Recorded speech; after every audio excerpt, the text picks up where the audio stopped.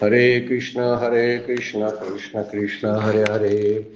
ब्रह्मानंदं परमसुखदं केवलं ज्ञानमूर्तिं द्वन्द्वातीतं गगनसदृशं तत्त्वमस्यादिलक्ष्यम् एकं नित्यं विमलमचलं सर्वधी साक्षिभूतं भावातीतं त्रिगुणरहितं सद्गुरुं तं नमामि। नमामि सद्गुरु शान्तं सच्चिदानन्दविग्रहं पूर्णब्रह्म परानन्देशम् आनन्दीवल्लभम् सद्गुरु सच्चिदानन्दं केवलं करुणाकरं ज्ञानयोगेश्वरं वन्दे ज्ञानदेवा पुनः पुनः। अलंकापुरी पुण्यभूमि पवित्र तिथे नांदतो ज्ञानराजा सुपात्रो तया आठवीता महापुण्यराशी। नमस्कार माझा सद्गुरु ज्ञानेश्वराचे। सर्व संतांना वंदन, सद्गुरूंना वंदन, ज्ञानेश्वर माऊलींना वंदन. आपणा सर्व श्रोत्याला वंदन करून शिवगड अध्यात्म चॅरिटेबल ट्रस्टच्या ज्ञानेश्वरीच्या नित्याच्या उपासनेला आपण सुरुवात करतोय. कालच्या चिंतनामध्ये आपला श्लोक सुरूच आहे, गतिर्भरता प्रभू साक्षी. आजच्या श्लोकामध्ये आपण पाहिलेलं शरणम हा शब्द होता, त्याचा विचार माऊलींनी जो मज होय अनन्य शरण या एकाच ओळीमध्ये करून दाखवलेला आहे. गतिर्भरता प्रभू साक्षी निवास शरणम सुहृत प्रभव प्रलय स्थानम विधानम निधानम बीजमव्ययम. त्यावरतीच माऊली भाष्य करतात. तो ऐसा मी जगाचा समर्थू, जो मी जगाचा नातू, गगना ऐसा साक्षी होतो. किंवा जैसे जळाचे कल्लोळ, कल्लोळ याची जळ ऐसे, मी वसत से सकळ तो निवास मी. जो मज होय अनन्य शरण, त्याचे निवारी मी जन्म मरण. या लागे शरणागता शरण्य मीची एको. एक रक्षण करता ज्याला आपण म्हटलेलं आहे तो भगवंत आहे. कालच्या ओवी ह्या चिंतनपर अशी ओवी आहे. आपण पुन्हा पुन्हा त्या ओवीचं चिंतन करावं. 251 नंबरच्या ओवीमध्ये 89 नंबरच्या ओवीमध्ये माऊली बोलतात, मीची एक अनेकपणे वेगळालेनी प्रकृती गुणे, जीत जगाची नि प्राणी वर्तत असे.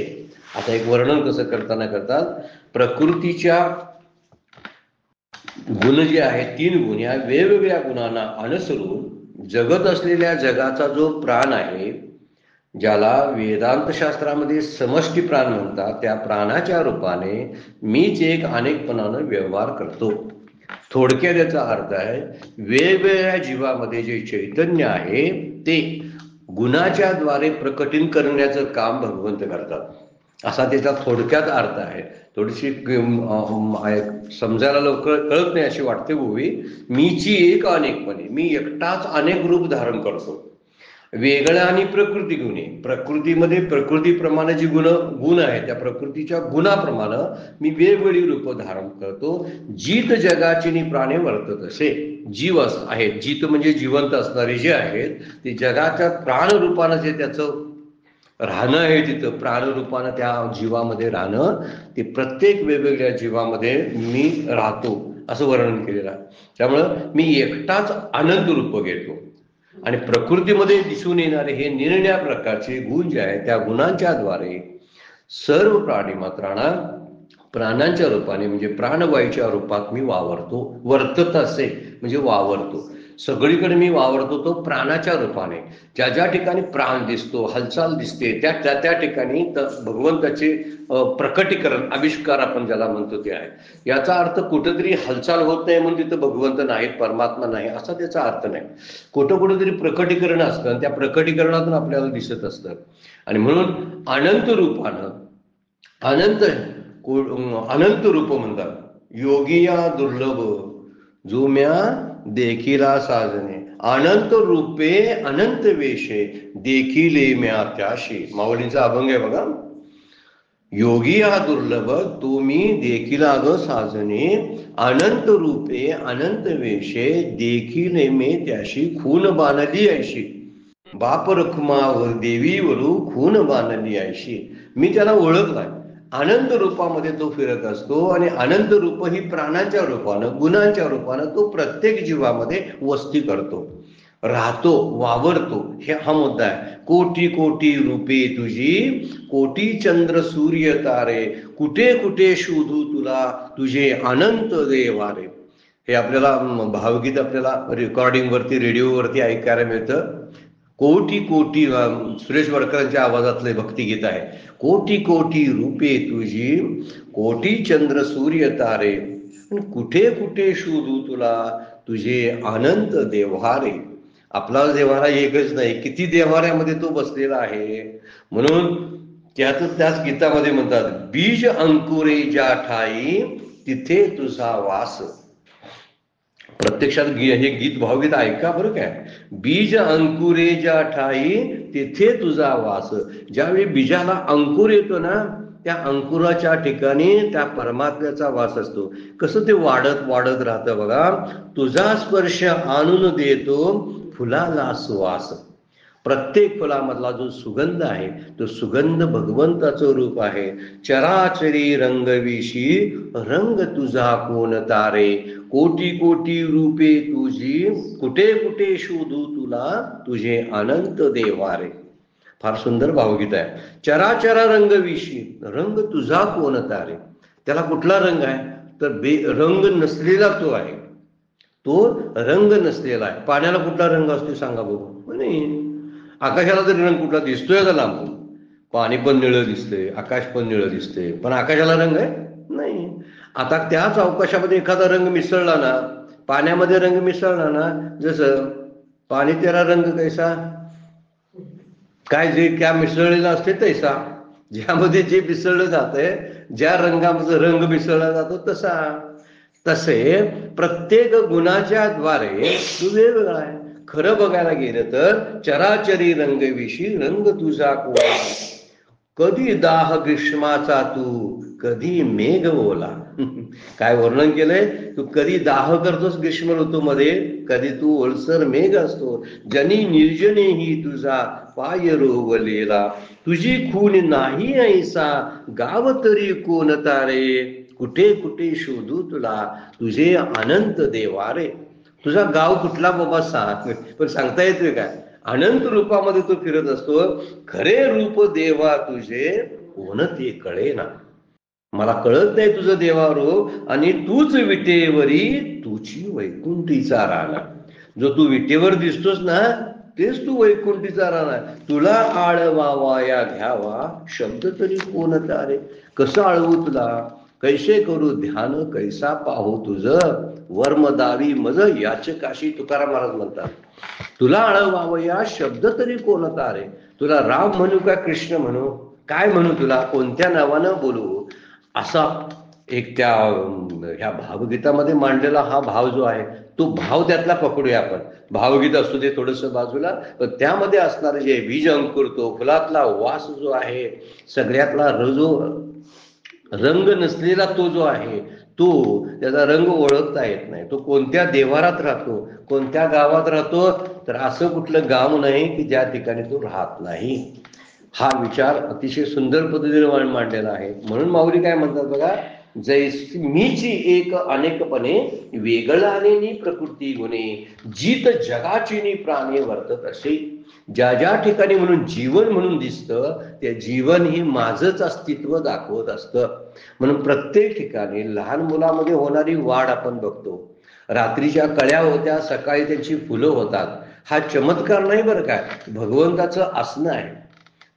बाळ जे असतं ना, ते असं उपडी पडत असताना, उपडी पडल्यानंतर काही दिवसानंतर रांगतं, रांगलेलं बाळ उभा राहतं. हा चमत्कार नाही, तर भगवंताचं अस्तित्व आहे.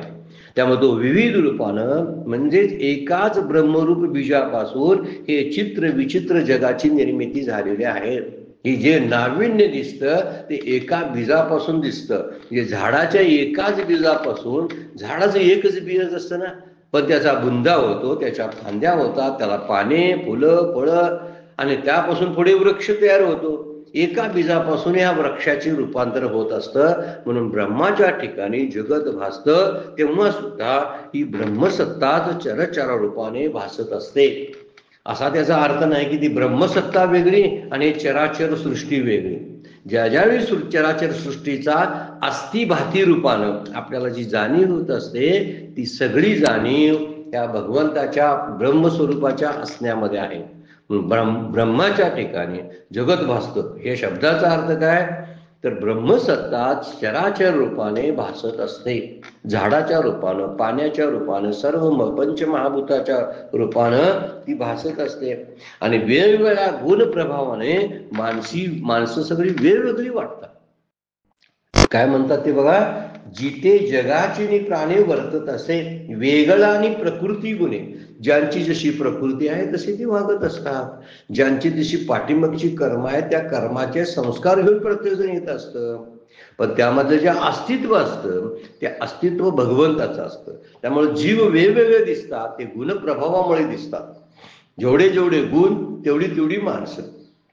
प्रत्येक वेगवेगळ्या गुणाची वेगवेगळी माणसं, वेगवेगळ्या गुणप्रभावाने माणसं वेगवेगळी वाटतात. कारण प्रत्येकाच्या बुद्धिरूपी जी उपाधी आहे ती प्रत्येकाची वेगळी आहे. आपण म्हणतोय ना, जर सगळीच माणसं समान असतील तर एकाच्या वाट्याला काही वेळा दैन्य येतं, एकाच्या वाट्याला सुखाचे सगळे क्षण येतात. याला कारण काय तर याला कारण प्रत्येकाची उपाधी, अंतःकरण उपाधी वेगवेगळी असते. आणि अंतःकरणच परत जन्माला येतं. हा मुद्दा कायम आपण लक्षात ठेवायचा. शास्त्राच्या खोल गर्तेत जायची काय आपल्याला गरज नाही. वर जरी विचार केला तर अंतःकरण मरत नाही.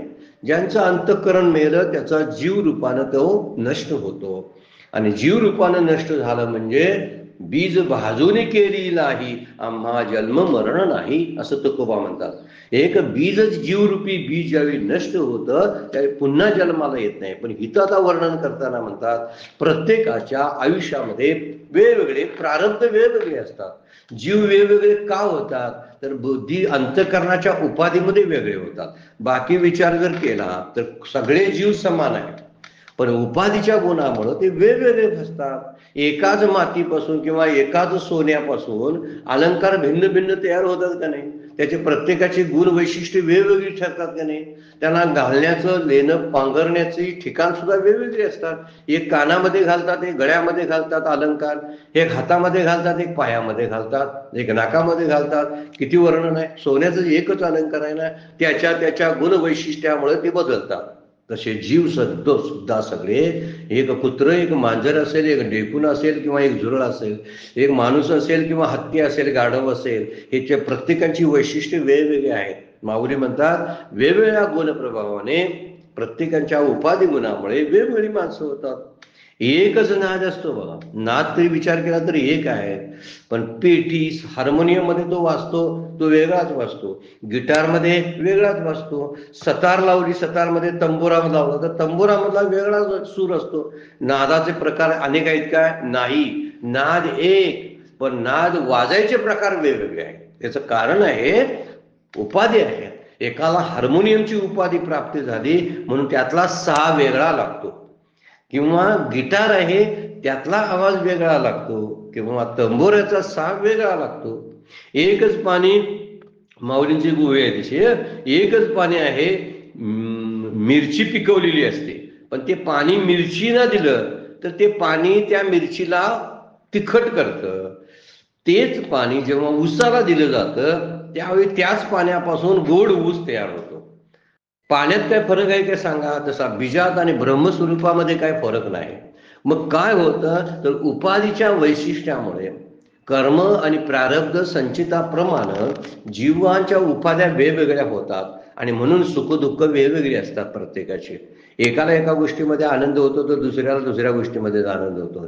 किती विचित्रपणा सांगितलेला आहे बघा, आणि तो वैशिष्ट्यपूर्ण आहे. म्हणून म्हटलेलं आहे एकच पाणी कडू मिरची, तिखट मिरचीमध्ये रूपांतरित होतं. एक जर दिलं तर कडू कारलं होतं.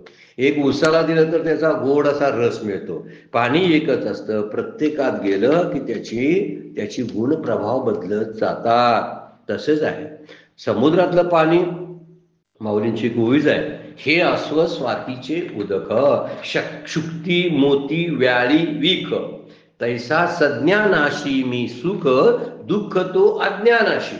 मी एक रूपाने सगळीकडे आहे. मग म्हणतात काय, देव जर सगळा समान सगळीकडे आहे तर सगळी समान का दिसत नाही. तर दिसत नाही, त्यांच्या उपाधी वेगवेगळ्या आहेत म्हणून तसं दिसतं ते. त्यासाठीच आपण उसाचं आणि मिरचीचं उदाहरण घेतलं, की त्यासाठीच आपण वरचं जो नादाचं उदाहरण घेतलं. इथे एक उदाहरण माऊली देतात की समुद्रातलं पाणी शिंपडीत गेलं की त्याचा मोती होतो आणि सापाच्या तोंडात गेलं की त्याचं विष होतं. हे काय विज्ञानाबद्दल नाही बोलणं बरं काय.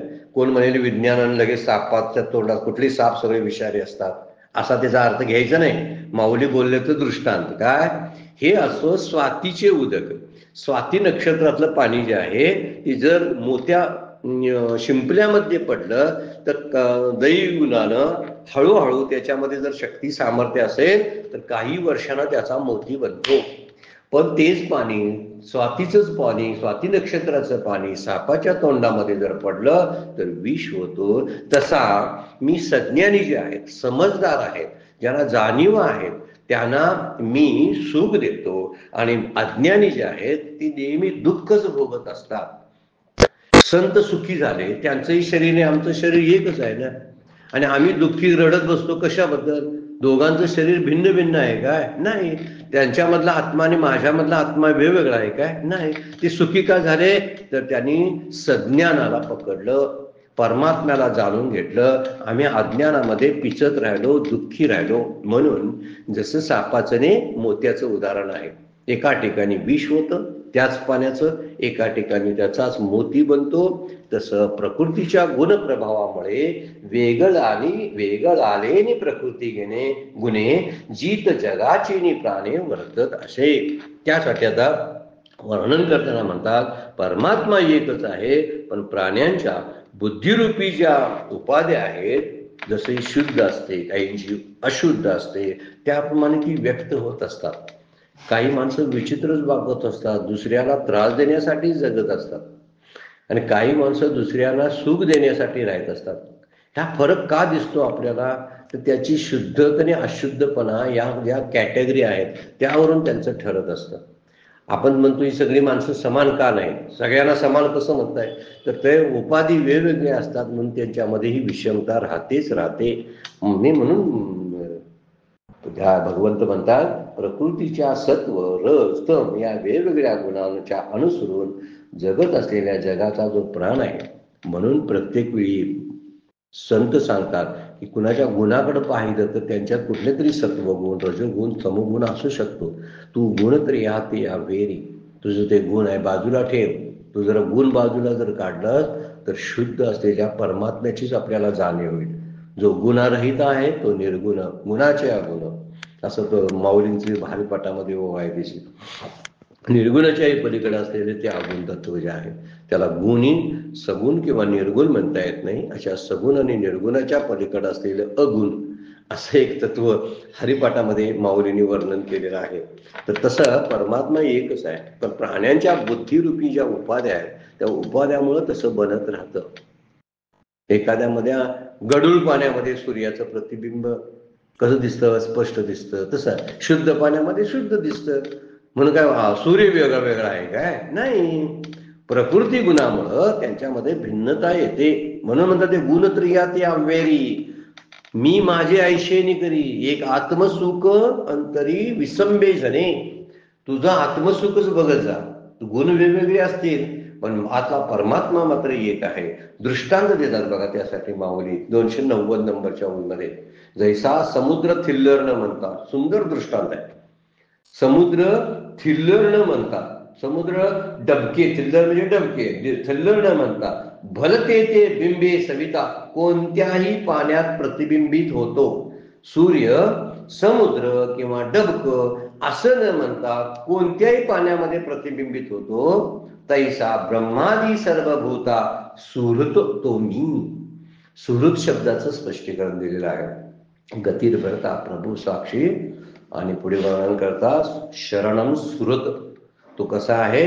सुरत म्हणजे उपकार करता आहे, सगळ्यांसाठी समान आहे. सुरत शब्दाचा अर्थ आहे उपकार करणारा, हित करणारा मी आहे. जैसा समुद्र थिल्लर म्हणता, समुद्र कधी, सूर्य कधी डबकं आणि समुद्र असा भेदभाव दाखवत नाही. भलते ते बिंबे सविता, सविता म्हणजे सूर्य, तैसा ब्रह्मादी सर्व भूता, त्याप्रमाणे ब्रह्मदेव आणि आदी करून सर्व भूतामध्ये जीव रूपाने जो प्रतिबिंब आहे ते सुहृत मी आहे. तो सुहृत मी आहे, तो उपकार करता मी आहे.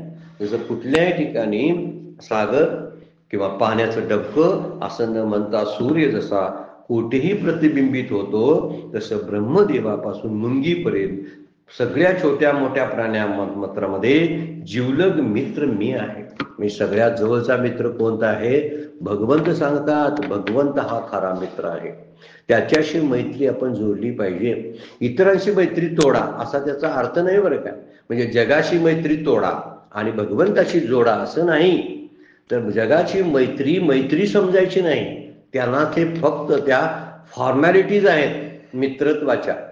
आता ह्या तेवढ्या सांभाळाव्यात व्यवहार म्हणून. आणि बाकीच्या वेळी काय करावं? तर बाकीच्या वेळी खरा मित्र माझा कोणता असेल, सुहृद उपकार करता माझा हित करणारा कोण असेल तर तो म्हणजे भगवंत आहे. असं जेव्हा आपल्या आतमध्ये रुजेल तेव्हा कळायला लागेल. प्रत्युपकाराची अपेक्षा न करता जो पूर्वीचा स्नेह नसताना दुसऱ्यावर उपकार करतो त्याला सुहृद म्हणतात. एक सुहृदची व्याख्या केली आहे, लक्षात ठेवण्यासारखी. कुणाचं मी उपकार केले तर त्याच्या प्रत्युपकाराची इच्छा ठेवत नाही. तो उपकाराची अपेक्षा न करता जो पूर्वीचा स्नेह नसताना सुद्धा, ओळख पाळख नसताना सुद्धा दुसऱ्यावर उपकार करतो त्याला सुहृद म्हणतात. आणि पूर्वीचा स्नेह असतो, संबंध असतो आणि निरपेक्ष बुद्धीने उपकार करणारा तो मित्र असतो. तसा मित्र आणि सुहृद यामध्ये हा छोटासा फरक आहे. ओळखीचा असतो आणि त्याच्यावर उपकार केले जातात तो मित्र असतो. पण इथं उपकाराची कदाचित मित्राकडून अपेक्षा असते, त्यांना आपल्याला कधीतरी आपल्यालाही मदत करावी. पण इथं भगवंत काय करतात? प्रतिउपकाराची अपेक्षा न ठेवता, त्याला कुठल्याही प्रकारचा स्नेहसंबंध नसताना दुसऱ्यावर जो उपकार करतो तो सुहृद असा परमात्माच एकमेव आहे. समम सर्वभूतेषु तिष्ठन्तं परमेश्वरम. 13व्या अध्यायामध्ये वर्णनच केलेलं आहे भगवद्गीतेनं. समम सर्वेषु भूतेषु, प्रत्येक ठिकाणी समत्व जे आहे ते सर्व प्राणीपात्राचे व्यवहार हे परमात्म्याच्या सत्तेने होत असतात. त्यामुळे प्रत्येक ठिकाणी परमात्म्याची सत्ता तो कसा आहे तर सुहृद आहे. सुहृद शब्दाचा अर्थ मित्र. पण मित्र कसा? पण गतीर भरता प्रभू साक्षी निवास शरणम सुहृत. सुहृत मीची गा पांडवा, 291 नंबरची उभी बघा. काय म्हणतात माऊली? मीची गा पांडवा या त्रिभुवनाशी ओलावा, सृष्टीक्षय प्रभवा मूळते मी. आता प्रभव प्रलय वर्णन करायला चालू केलं बघा. प्रभव प्रलय, सृष्टीक्षय प्रभा. प्रभव आणि प्रलय. प्रभव शब्दाचा अर्थ निर्मिती करणारा आणि प्रलय म्हणजे नाश करणारा. असा सृष्टीचा प्रभव मी आहे. या त्रिभुवनाला जीवन देणारा मी आहे. त्रिभुवनाशी ओलावा, या त्रिभुवनाच्या उत्पत्ती स्थिती नाशाला जे मूळ कारण आहे ते मी आहे. सृष्टीक्षय प्रभावा मूळ ते मी, म्हणजे त्रैलोक्याचे जीवन देणारा भगवंत आहे. मी सृष्टीचा किंवा उत्पत्ती नाशाचं कारण मी आहे असं भगवंत म्हणतात. म्हणून प्रभव शब्दाचा अर्थ आहे प्रकट होणं, दिसायला लागलं. सृष्टी दिसायला लागते म्हणजे निर्मिती होते ती भगवंताच्या सत्तेखाली. आणि त्याच प्रकृतीचा नाश होतो. प्रलय शब्द वापरलाय. क्षय, सृष्टीचा क्षय आणि प्रभव, दोन शब्द आहेत. सृष्टी क्षय प्रभवा. क्षय म्हणजे नाश आणि प्रभव म्हणजे मूळ ते मी. त्याचा मूळ म्हणजे मीच आहे. मी त्याची निर्मिती करतो, मी त्याची स्थिती सांभाळतो, मी त्याचा नाश करतो. म्हणून येथे उत्पन्न येथेच लय पावतात. जिथं उत्पन्न होतात प्राणी तिथंच लय पावतात. म्हणून परमात्म्याचा आनंद जो आहे तो परमात्मा आनंद सगळी ठिकाणी वाटतो.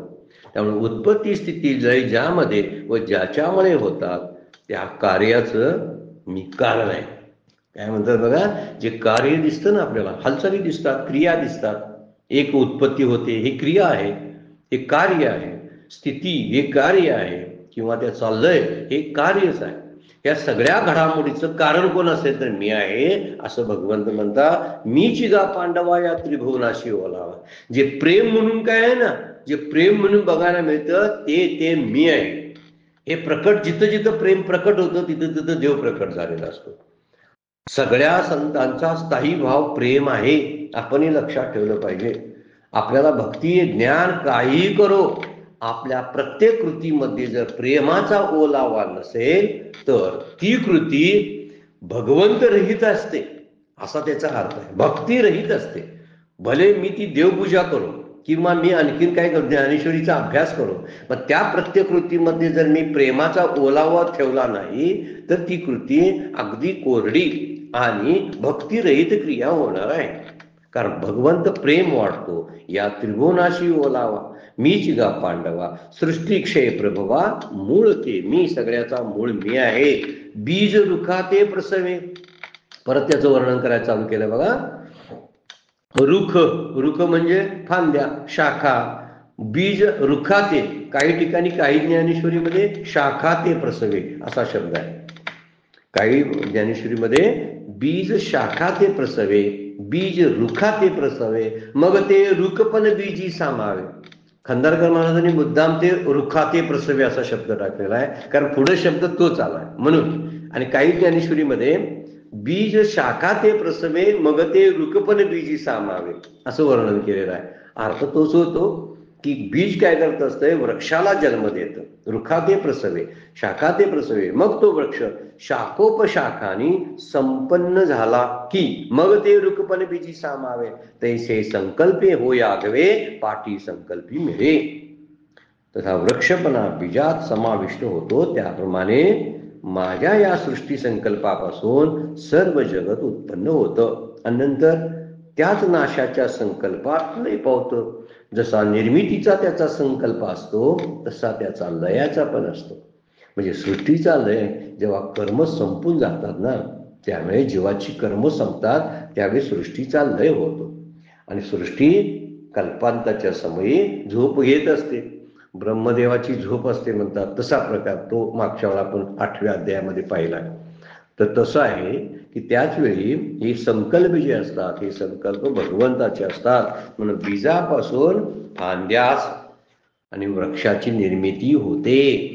बीज रुखाते प्रसवे मग ते रुखपण बीजी सामावे. आणि पुढे काय होतं, मग ते वृक्ष पण बीजात सामावतं. त्याला फळं लागतात ना, आणि त्या फळामध्ये बी असतात, त्या बियात झाड जाऊन बसतं. आणि परत किती सुंदर अशी व्यवस्था सृष्टीची भगवंतानी ठेवलेली आहे बघा. ते वृक्ष पण जे असतं ना ते बीजामध्ये सामावतं. तसं मी एकाचा अनेक व्हावा जो संकल्प होता त्या मूळ संकल्पातून विश्वाची निर्मिती करतो. तैसे संकल्प होय आगवे, पाठी संकल्पी मिळे. त्याप्रमाणे सर्व विश्व त्या संकल्पातच लय पावतं. त्या संकल्पानं त्याची निर्मिती होते आणि संकल्पानंच त्याचा ऱ्हास होतो. म्हणून आधी संकल्प होऊन विश्वाची निर्मिती होते. कारण सृष्टी उत्पत्तीपूर्वी ती बीजात लीन झालेली असते. झाड कुठं असते सांगा? ज्यावेळी झाड दिसत नाही त्यावेळी ते झाड बियांच्या मध्ये असतं. तसा सृष्टी जी आहे, जी लय झाला म्हणतोय आपण, तो लय कुठं होतो? जेव्हा संकल्प झालेला नसतो, विश्वाची निर्मिती झालेली नसते, त्यावेळी सृष्टी उत्पत्तीपूर्वी त्या बीजात लीन झालेली असते. आणि सृष्टीच्या आरंभी जीवाचं कर्म फल देण्यास सन्मुख झालं की लीन असलेली सृष्टी जी आहे ती बीजात्मक सृष्टी आधी संकल्पाच्या द्वारे उत्थान पावते म्हणतात आणि सर्व सृष्टी निर्माण होते. परत बीजाला अंकुर पडतो म्हणजे सृष्टीची निर्मिती होते. छोटं समजून सृष्टीची निर्मिती कशी होते तर बीज आणि झाडाच्या द्वारे आपण लक्षात ठेवू शकतो. बीज असतंच, झाड नसेल कदाचित, पण बीज असतं आणि ते लीन झालेलं असतं. बरं काय, झाड कुठं असतं तर बीजात लीन झालेलं असतं. मग सृष्टी कुठं असते? याच प्रकृतीमध्ये लीन झालेली असते, ती काही गेलेली नसते. बरं काय, ज्यावेळी जीवाची कर्म जी होतात ती फल देण्यास सन्मुख झाली की लगेच सृष्टीची निर्मिती आणि परत प्रारंभ होत असतो. म्हणजे कधीच मग मी म्हणतो का कधीतरी म्हणतात ह्या जीवाची कर्म संपणार की नाही. अहो संपणार, पण दुसरी आणि जीवाची कर्म आहेतच ना प्रत्येकाची. त्यावेळी ते कुठंतरी शांत बसलेले असतात. पण ज्यावेळी ती अंकुरित होतात ना कर्म, त्यावेळी जीव जन्माला येतो. काही वेळा ते तसंच पडून राहतं. एखादं मेलेलं माणूस पुन्हा लगेच परदेशी जन्माला येत नाही. हा मुद्दा त्यातला महत्वाचा आहे. लगेच येत नाही ते, कारण ते कर्म फलमुक्त तरी व्हायला पाहिजेत. जी मागची कर्म आहेत ना ती उगवायला तरी पाहिजेत. उगवायच्या परिस्थितीमध्ये यायला लागतात. बी असते, फक्त बी असते, पण त्याला अंकुर फुटलेला नसतो. ज्यावेळी अंकुर फुटतो ना त्यावेळी तो जीव जन्माला येतो आणि आपल्या आयुष्य भोगायला, प्रारंभ भोगायला चालू करतो. त्यामुळं बीज जाणं, बीज गेलं तरच म्हणतोय आपण, त्याला आपण म्हणतो जीवपणा जाणं. त्यावेळी जन्म मरणाचा प्रश्न सुटून जातो. म्हणून तर माऊली संकल्पाचं वर्णन करतात. बीज रुखा ते प्रसवे, मग ते रुखपण बीजी सामावे, तैसे संकल्पे होय अगवे, पाठी संकल्पी मिळे. शेवटी संकल्पातच त्याचा, संकल्प जसा निर्मितीचा असतो ना तसा संकल्प लयाचा पण असतो. आता ते संपव. भगवंताने द्वारका बुडवलीच ना. द्वारका वसवली त्यानंच आणि द्वारका बुडवली त्यानं. आता बुडवल्याचं कारण काय झालं, ज्याच्या त्याच्या पापाचे घडे भरलेत. आता त्यांनी जायचं काम झालेलं होतं, प्रारब्ध संपले.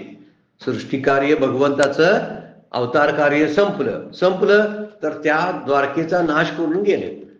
आणि द्वारकेचा नाश करताना पहिली आपली संपवली. यादव कुळ पहिल्यांदा बुडवलं. लक्षात आलं काय? समुद्रामध्ये पहिल्यांदा द्वारका बुडली याचा अर्थ यादव कुळाचा नाश करून टाकला. याला म्हणायचा लयाचा संकल्प आहे. निर्मितीचा जसा संकल्प होता भगवंताचा तसा लयाचा पण संकल्प होतो. कारण काही पण असू दे, त्याला निमित्त कारण काहीतरी घडतात. कुणाचा तरी नारदांचा ऋषीमुनींचा शाप मिळाला ना यादवांना, आणि त्या शापामुळं काय झालं, त्यांनी काहीतरी वेगवेगळेपणानं बुद्धी भ्रष्ट झाल्यामुळं कशी वाटेल तशी वागायला लागली.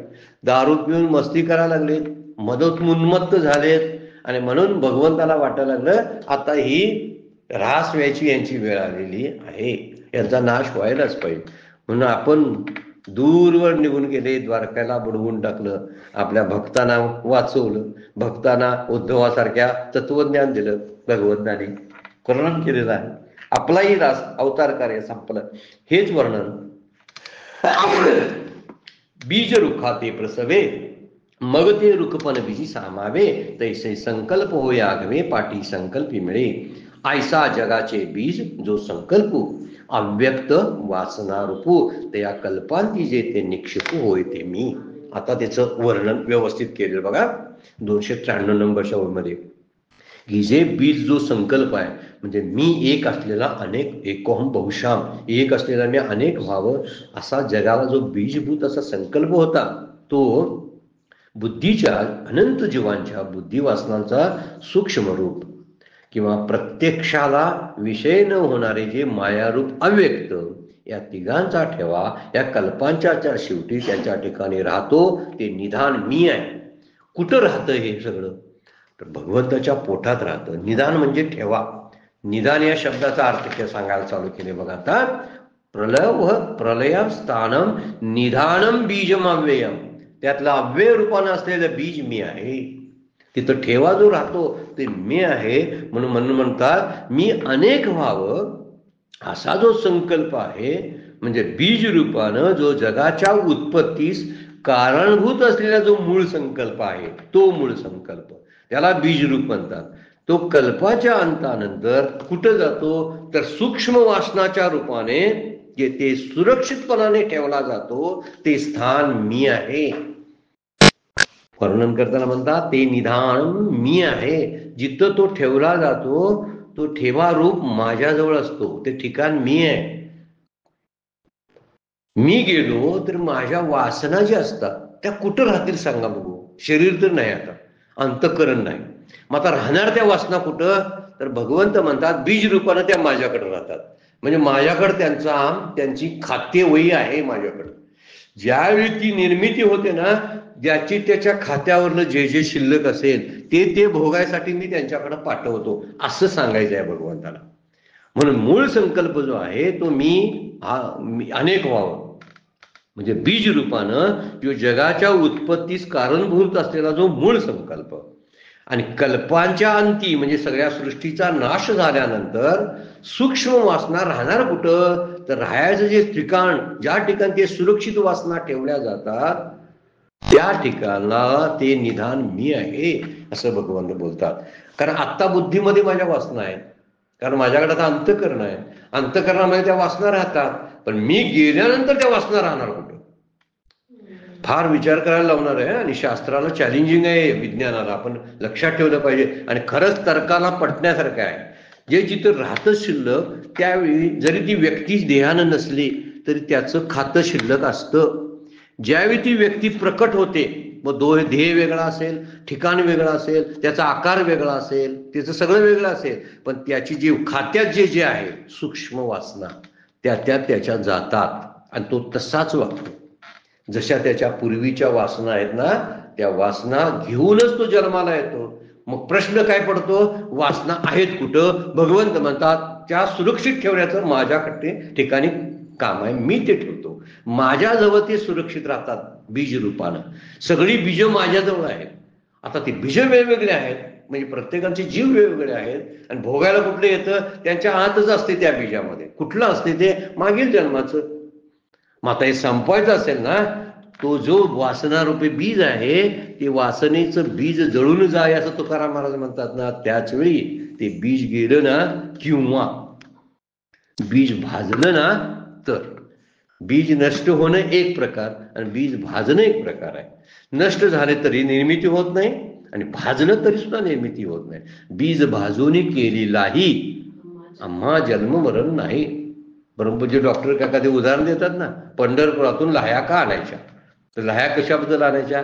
लाही एक असं स्वरूप आहे की जे धान्य असतं त्या धान्यापासून लाह्या केलेल्या असतात. त्या मक्याच्या असतात, ज्वारीच्या असतात. त्या लाह्या घेऊन काय यायचं, तर मकाचं एखादा दाणा असेल तर तो जर टाकला मातीत तर रुजतो, पण त्याची लाही जर केली ना तर रुजत नाही. मग पंढरपुरातून येताना काय करायचं, जीवपणा टाकून यावं, लाही बनून यावं आपण, म्हणून लाह्या आणल्या जातात असं डॉक्टर काका दृष्टांत देतात. खरंच आहे तो दृष्टांत खरा तसा त्यासाठी आहे आणि बरोबर पटण्यासारखा आहे. लाह्या कशाबद्दल आणायचं सांगा, चिरमुराच्या ऐवजी लाह्या आणतात. बघा, लाह्याचा अर्थच असा आहे की भाजलेलं बीज असतं, परत जन्म मरण नको, मला मुक्त व्हायचं आहे, या दृष्टीने त्याचा विचार सांगितलेला असतो. त्यामुळे जीवाच्या सगळ्या बुद्धी वासनांचं जे सूक्ष्म रूप जिथं राहतं ते ठिकाण मी आहे. सूक्ष्म असलेल्या वासना जात नाहीत. मृत्यूच्या समयी एखादी जरी वासना राहिली ना, माझं हे राहिलं, माझं हे करायचं राहिलं, माझं अमुक करायचं राहिलं, हे ज्यावेळी ही छोटीशी वासना असते, भले म्हणील माझ्या 9व्या अध्यायापर्यंत ज्ञानेश्वरीचा अभ्यास आला आणि मला आता मृत्यू यायला लागलाय, आता पुढच्या अध्याय मला वाचायचे आहेत, खरंच तेच बीज त्याच्यामध्ये रुजत असतं. हे वासनेचं बीज आहे. मग राहणार कुठं? भगवंतांना मी माझ्याजवळ सुरक्षित ठेवतोय. काही जण निघालेत ना, कुठंतरी पूर्वी पद्धत होती बघा, दूरवर कुठेतरी प्रवासाला जायचं असेल तर पायी प्रवास करायचे लोक, आणि महिनाभर यायचे नाहीत. काशी क्षेत्राला कुठेतरी गेले, द्वारकेला वगैरे, तर ती काय करायची, परत लवकर यायचे नाहीत ना तीर्थयात्रेवरून. मग ते आपला दागिना वगैरे कुणाकडे ठेवायचे, जे जवळचे आपले मित्र आहेत ना, खास अगदी विश्वासू, त्यांच्याकडे ते दागिने ठेवायचे. आणि ते परत आलेत की त्यांना दागिना ती माणसं द्यायचीत परत. हा बघा, घ्या तुमचं तुम्हाला दागिना, तुम्ही जाताना ठेवून गेला होता ना. असा दागिना हे बीजरूप वासना. आम्ही निघालो ना शेवटच्या अनंताच्या प्रवासाला जायचा, देह गेला, आता परत देह घेऊन मी येणार आहे ना, त्यावेळी बरोबर ते सगळे ठेवलेले जे आहेत दागिने माझ्याकडे देव सुपूर्द करतो. कारण तो ठेवाय निदानम बीजमाव्ययम, ते मी आहे, तिथं माझ्या ठिकाणी हे सुरक्षित ठेवला जातो.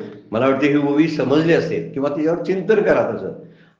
बीज रुखा ऐसा जगाचे बीज जो संकल्पू अव्यक्त वासना रूपू. व्यक्त रूपात नसते बरं काय, देह नसतो, देह नसतात पण वासना असतात. त्यामुळे देहाला फारशी किंमत देऊन चालत नाही. वासना कशा जाता येतील आपल्याला, वासनेचा क्षय, इंद्रियांचा जय, आणि संकल्पाही वरी न ये मन, तुकोबा म्हणतात. असा इंद्रियांचा जय झाला पाहिजे, वासनेचा क्षय झाला पाहिजे, आणि संकल्पाही वरी न ये मन. संकल्प सुद्धा सगळे संपायला पाहिजे. संकल्प संपले की बीजाची निर्मिती पण संपून जाते आणि जन्म मरणाच्या येजदाऱ्या संपतात. पण जर सूक्ष्म वासना जरी कुठली राहिली, माझा अमृत अनुभवाचा अभ्यास करायचा आहे, चांगदेव पासष्टीचा अभ्यास करायचा आहे, मी लवकरच गेलो नियमापेक्षा, मग राहिलेलं करायचं कुणी, ही सूक्ष्म वासना आहे. माझ्या तीर्थयात्रा राहिल्या, घर बांधायचं निम्मच राहिलं तर मग मनात ती वासना घेऊन जातो ना, जातोच तर जाताना त्या राहिलेल्या वासनात जाणार कोणा का, दुसऱ्याला देऊन चालतील काय? दुसऱ्या जीवाला, ज्या जीवाच्या वासना त्या जीवाला त्याच्या वाट्याला येतात, दुसऱ्याला कोणाला देता येत नाही. माझं कर्म मलाच भोगायला पाहिजे. काय दुसऱ्याला भोगू शकतोय मी? काय जवळच्या माणसाला देऊ शकतो? नाही. मग माऊली त्या अर्थानं बोलतात, ये नाम रूपे लोटती वर्ण व्यक्ती आटती, जातीचे भेद पिटती जे आकार नाही. मग कल्पांच्या शेवटी सगळी नामरूप म्हणलं ना मगापासून, देह जातो, नामरूप नाहीशी होतात, वर्ण वाढते, ब्राह्मण कोण नाही, क्षत्रिय कोण नाही, वैश्य नाही, शूद्र नाही, सगळे वर्ण पण नष्ट होतात मृत्यूबरोबर. देहधारी व्यक्तीच नष्ट होतात, जाती धर्मातील भेद संपून जातात. कुठल्या धर्माचा राहतो सांगा मेल्यानंतर? तो काही नाही राहत. बीजाला धर्मच नाही, तो कुठं जाईल परत जन्माला येईल? तो तिथं ज्याची वासना तशी जिथं असेल तिथं तो जन्माला येईल. त्यामुळे ये नामरूपे लोटती वर्ण व्यक्ती आटती, वर्णही निघून जातात, व्यक्ती पण निघून जातात, म्हणजे देह निघून जातो. आटती, जातीचे भेद पिटती, जाती संपून जातात, आकार पण नाही, म्हणजे आकार नाही, जाती नाही, नाम नाही, रूप नाही, अशी स्थिती होते त्या सूक्ष्म वासनेची. सूक्ष्म वासना अशाच आहेत, भूताटकी ज्या निर्माण व्हायच नाही. पूर्वी जिचं वर्णन केले ग्रंथामधून, भूताटकी अशा अतृप्त आत्मेच असायचे, त्यांना काहीतरी पाहिजे असायचं आणि ते कुणाच्या तरी शरीरात म्हणे घुसायचे आणि त्याच्याद्वारे ते सगळं खायचे. काही म्हणे भूत बसलेली अशी मंडळी अगदी अगदी दुरडीवर भात खायचे म्हणे. याचा अर्थ काय होतो? अतृप्त असतात त्या गोष्टी. असेच आमच्या अतृप्त वासना ज्या आहेत, त्या वासना पुढे आपल्याला जन्माला घालायला उपयोगाला येतात, म्हणजे आम्हाला दुःख भोगायला लावतात. ते संकल्प वासना संस्कार सांगितलेत बघा. मागोते रचाव या आकार, जेत राहुनी असती अमरते निदान मी. ज्या ठिकाणी तो ठेवला जातो, म्हणजे ईश्वराचा संकल्प, जीवाच्या बुद्धीतील वासना आणि अगोदरचे ईश्वर आश्रित असलेले संस्कार, या संस्कारामुळं परत जन्म येतो. हे तीन कारण जगाचा आकार पुन्हा निर्माण करतात. मागोते रचावया आकार, पुन्हा आकार निर्माण करतात. सृष्टी निर्मितीला कारण जीवच आहे, पण थोडासा आहे तो आधी संकल्प. मग पहिला संकल्प, दुसरा बुद्धीतल्या वासना आणि संस्कार, या तिन्ही गोष्टीमुळं जीवसृष्टीची निर्मिती होते. आणि हे ते जिथंच निर्मिती होऊन जेथे अमर होऊन असतात, वासना संपत नाहीत बरं काय, जिथं असतात ते निदान मी आहे. म्हणजे सूक्ष्म वासना, सूक्ष्म वासना आणि संस्कार ही अगोदरची कर्म जिथे साठवली जातात ना, ते ठिकाण मी आहे. माझे संस्कार कुठे जातील सांगा? पूर्वीचे जाणार नाही. मी जोपर्यंत जीवनमुक्त होत नाही तोपर्यंत ते जात नाही. कर्म संपतच नाहीत, आहे तशी राहतात. म्हणून आकाराबरोबर पहिल्यांदा नामाधिकाचाही नाश होतो, सगळं संपून जातं. पण संकल्प म्हणजे जी विचार, जे चिंतन असतात ना, ते चिंतन आपल्याबरोबर राहतात. बघा, फार सुंदर विचार आहे. मृत्यूपूर्वी ह्या गोष्टी कशा आपल्याला विचारात घ्याव्या लागतात बघा. आपले चिंतन आणि आपले विचार जे असतात ते आपल्याबरोबर राहतात, बीज रूपानं राहतात. नंबर 2, वासना जी म्हणजे इच्छा असतात, भोगायचं काहीतरी राहिलेली जी इच्छा असते, कामना असते, ती कामना एक आपल्याजवळ राहते. आणि नंबर 3, संस्कार, जे मुक्त विचाराचं आपण जे विचार केलेले असतात त्याची अंतःकरणावरती ठसे उमटलेले असतात, त्या ठशांना संस्कार म्हणतात. अंतःकरणावरचे ज्या जन्मात केलेले जे संस्कार ठसे असतात ते त्याला संस्कार म्हणतात. म्हणून प्रलय काळ ज्यावेळी होतो ते सगळे जीव, अनंत जीव जे आहेत ते कर्म वासने रहित मायेत लीन होऊन असतात. आणि ही वय माया परब्रह्माच्या ठिकाणी लीन असते. माया कुठं राहते? परब्रह्माच्या ठिकाणी राहते. मम माया, माझी माया आहे ती, मग ती लीन होऊन राहते. याचा अर्थ परत जन्माला याची त्याची तयारी असते, ती पोटात राहते. म्हणजे तो गर्भात असते, भगवंताच्या गर्भात असते ती. आणि जेव्हा प्रसव होतो ना त्यावेळेस सृष्टीची निर्मिती होते. आणि जसं त्याच्यावर संस्कार असतात ना तशी बाळाची निर्मिती होते. जग हे बाळ आहे. बाळाची निर्मिती कशी होते? मायेच्या आणि प्रकृतीने पुरुषाच्या द्वारे, की ते जग हे निर्माण होतं. त्याच्यावरला संकल्प नंबर 1, 2 नंबरची गोष्ट वासना, आणि 3 नंबरचे संस्कार. संकल्प म्हणजे अंतःकरण, आपण जे केलेले विचार आणि चिंतन असतात ती चिंतन चांगली लागतात, विचार चांगले लागतात. किमान आपल्याला पुढचा जो देह येणार आहे, समजा घालवता येत नसलेली जीवनमुक्ती, तर चांगला देह मिळण्यासाठी संस्कार आणि वासना शुद्ध असाव्या लागतात. शुद्ध काही वासना असतात आणि काही अशुद्धही असतात. जन्म लागे घेणे लागे वासनेच्या संगे, नाथांचा हरिपाठच आहे. जन्म घेणे लागे वासनेच्या संगे. जन्म हा वासनेसाठीच घ्यावा लागतो. नंतर 2, आपल्याकडे वासना असते म्हणून ईश्वराला संकल्प करावा लागतो. ह्याला आता जन्माला घालायला पाहिजे कारण याच्या वासना शिल्लक आहेत, त्याला संकल्प म्हणतात. आणि संस्कार जे माझ्या चित्तावर दृढ झालेले असतात तसाच मी वागायला लागतो. झाड जाणी जे फुले, मानस जाणी जे बोले, आणि भोगे जाणी जे केले पूर्वजन्मीचे, मागचेच भोग घेऊन तो जन्माला येतो. ही गोष्ट फार महत्वाची. शास्त्र आपल्याला अत्यंत सावधपणाने इशारा देते, सावधानतेचा इशारा देते. आपण असायला पाहिजे, वागायला पाहिजे, चिंतन काय करायला पाहिजे, विचार काय करायला पाहिजे, संस्कार कुठले दृढ व्हायला पाहिजे, कोणत्या वासना आपण शिल्लक ठेवल्या पाहिजे तरच.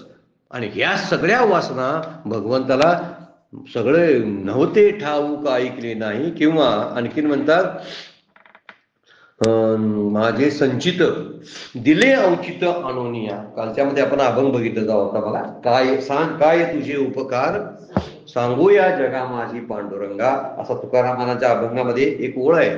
त्यामध्ये ते म्हणतात की माझं जे संचित आहे ते दिले औचित आणोनिया.